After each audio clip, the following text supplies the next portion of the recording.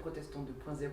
C'est lundi le 3 août, je suis heureuse de vous retrouver à Mittelsheim pour démarrer cette semaine. Je vous propose une lecture issue de l'Évangile chez Matthieu. On est au 7e chapitre, dans les premiers versets.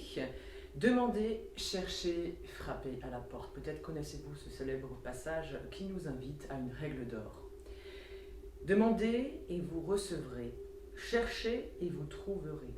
Frappez et l'on vous ouvrira la porte. Car quiconque demande reçoit, qui cherche trouve, et l'on ouvre la porte à qui frappe.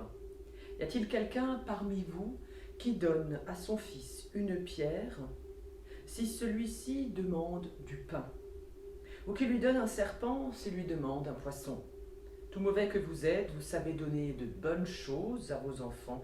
À combien plus forte raison donc votre Père qui est dans les cieux donnera-t-il de bonnes choses à ceux qui les lui demandent? Faites pour les autres tout ce que vous voulez qu'ils fassent pour vous. C'est là ce qu'enseignent les livres de la loi de Moïse et des prophètes. Ainsi donc, il y a une règle d'or. Il n'est pas facile de s'imaginer à la place d'un autre que nous-mêmes, dans la vie, tous les jours. Pour Jésus, toute la loi de Dieu renvoie à ce conseil très simple. Il privilégie ce qu'on appelle l'esprit de la loi et il va centrer tout son enseignement sur la relation de chacun de nous, de chaque être humain avec notre prochain. On ne peut donc pas être en relation avec Dieu sans vivre en bonne relation avec les autres. Ainsi donc, il y a la relation avec les uns les autres et la relation avec Dieu. Prions avec les mots de Karl Barth. Tu sais qui nous sommes, Seigneur notre Dieu, des hommes qui ont bonne conscience et des hommes qui ont mauvaise conscience, des gens contents et des gens mécontents, des gens rassurés et des gens anxieux, des chrétiens par conviction, des chrétiens par habitude, des croyants, des demi-croyants, des incroyants.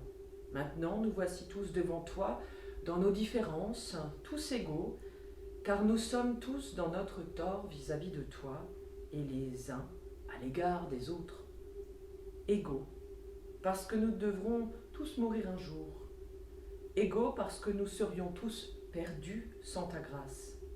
Mais égaux aussi parce que ta grâce nous est à tous promise et accordée en ton Fils bien-aimé, notre Seigneur Jésus-Christ.